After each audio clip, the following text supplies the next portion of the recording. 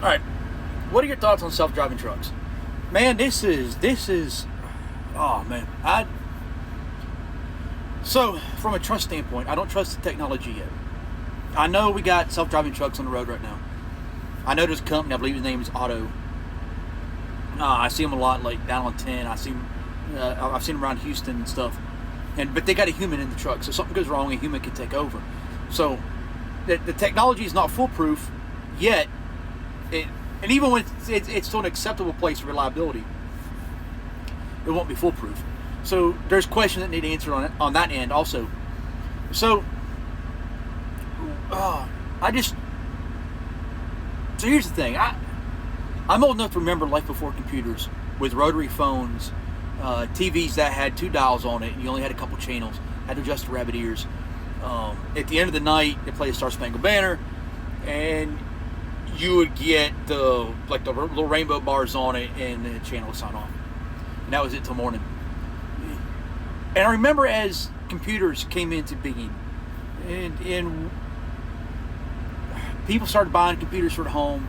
We had the floppy disk, and you really couldn't do a lot with it. It was very basic.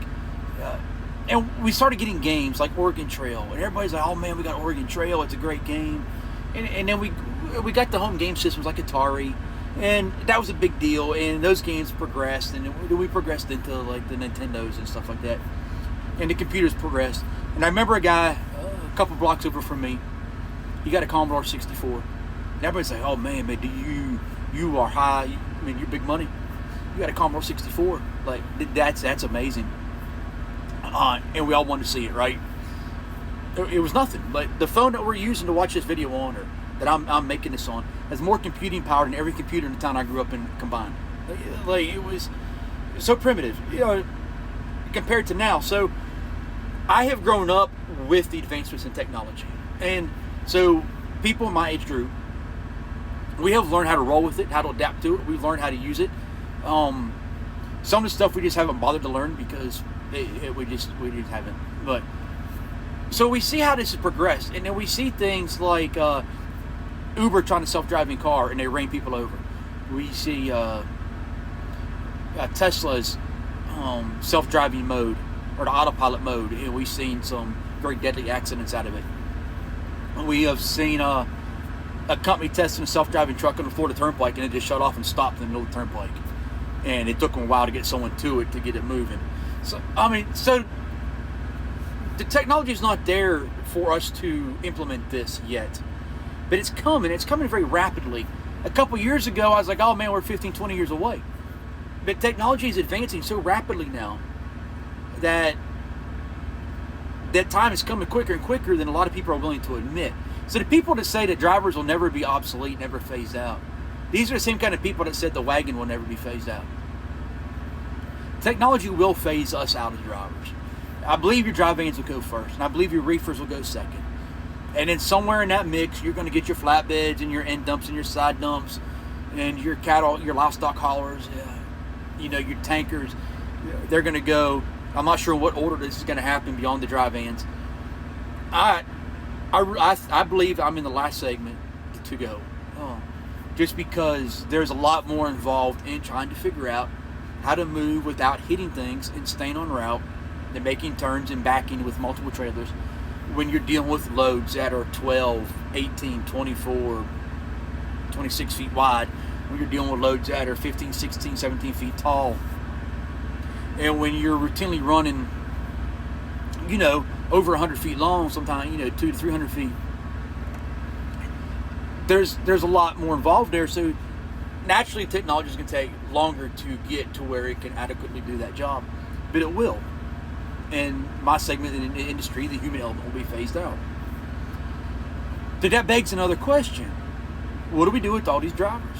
And it's not just the drivers. It's the people that work in the truck stops. It's the people that work in the back offices of all these trucking companies. That their job is to handle the driver, whether it's the fleet manager, whether it's the operations manager, whether it's a load planner, whether it's an HR person, the safety guys, the people that work in safety. What are they going to do? When the drivers are gone, where are they going to go? So let's take a company like Cree. And just for shits and grins, let's say they have 1,000 people who work in their corporate office, and we get rid of all the drivers, right?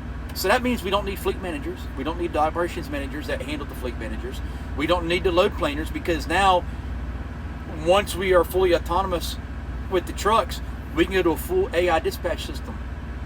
Why will we need a dispatcher? Why do we need a load planner, right? You just have your tech gurus put it all in the system, and let the AI determine what truck goes gets. You don't have to worry about getting guys home for home time. You don't have to worry about drivers being sick. You don't have to worry about a moody driver that doesn't want to do his job, or doesn't want to go here, don't want to go there. Drivers with court dates or whatever. A driver that can't go to Canada, a driver that can't go to Mexico. Whatever the case may be, that element is now gone, and AI can simply assign a load to the nearest truck, right? But what do we do with the drivers? How do we replace their income? How do we give them something to do? Our economy, we do not have the manufacturing base anymore to provide these jobs. Something else I remember is when we had a manufacturing base and a fabricating base in this nation, and our dads and our granddads and our great-granddads, they would go to work, and they would work a job. They worked their 8 hours a day, sometimes 9 or sometimes 10, but typically it was an 8-hour day. They get done at the mill, at the plant or whatever, and they come home, they have weekends and holidays off, and they made good money. They had good benefits, and they could raise a family on a single income, and you could live comfortably. You can still take vacations. You can still you still have a decent, newer model car. Like, that stuff is gone, guys. It's not coming back. Like, we've gotten to this thing where we elect people based off of personality, and we like what they say to make us tickle our ears, but we don't vote policy. So we've got decades of very incompetent people in Congress and in the White House. And I don't know if we are able to reverse it at this point. And that brings up another question of universal basic income. I did a video a while ago about this, about Andrew Yang talking about universal basic income. What do we do when an AI replaces the human element? How does the human live? What does the human do for a job? How does the human survive? And his thing is, we need to put a plan in place for universal basic income. And that might mean tariffs and extra taxes on companies, which honestly, for a company that would still, even if you double their tax burden, if you take the human element out, then you don't have to pay the wages, you don't have to pay the government mandated insurances, you don't have to provide the buildings from the work in, and the utilities to power the building for all the people that work there, and the perks and the bennies and the traveling benefits, all that crap, all that stuff is gone, and we go, then they just pay more tax, don't worry about it, and then the people that got displaced from autonomy get a universal basic income check, and they can do whatever they want to in the gig economy or the online economy or whatever it is they want to do to make extra money. Or do we, by some miracle, some grace of God, we start electing people based off of policy and what's good for the country, and we get a manufacturing base back in this country so we can have these jobs back? I don't think that's going to happen. So we might end up having to take the socialist approach and go into the universal basic income. And it's not something I like, but it's something that we may have to live with. But again, I ask you, when we go autonomous, what do we do with all those people? Over 3 million CDL holders. And all the people that work in the offices to support those CDL holders. Where are they going to go? Do you know what kind of hit that's going to be to the economy when that income goes away? Even if it phases in, right? Let's say we get rid of 1 million driving guys. 1 million people unemployed. And that income, that disposable income is taken out of the economy. You know what it's going to do? So, yeah, I got problems with it from that standpoint. Much more than I do than the technology standpoint of it. And it's a discussion we need to have. And I hope that those of you that stuck with me to the end of this long video, this long answer, I appreciate it. But I want you to stitch this, or even duet it, and leave your thoughts and post your thoughts about this. I really want to see where this goes. I'm pretty interested in it.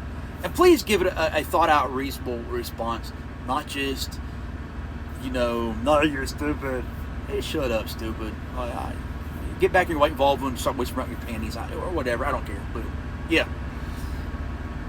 Nah, not a simple answer.